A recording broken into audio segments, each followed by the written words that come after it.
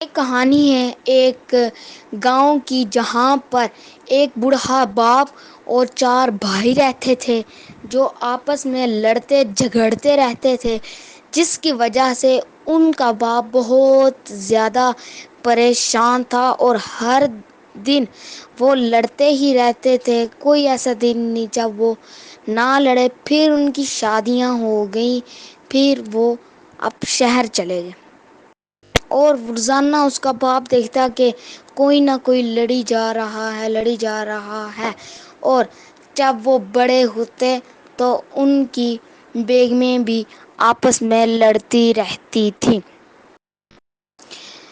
جس کی وجہ سے ان کا باپ بہت زیادہ پریشان تھا۔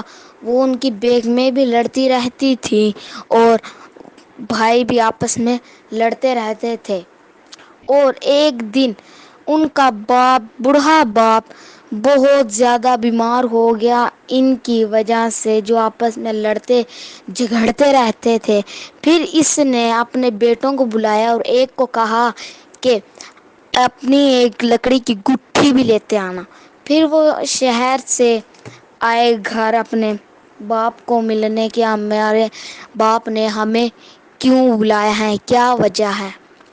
پھر وہ گھر آ گئے۔ ان چاروں کے پاس گاڑیاں تھیں اور بہت مہنگی مہنگی گاڑیاں تھیں۔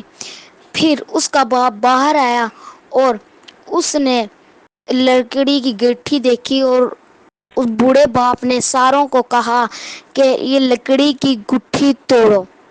تو سارے بھائی کہتے کہ یہ ٹوٹ جانی، لیکن کسی سے بھی نہ ٹوٹی گئی۔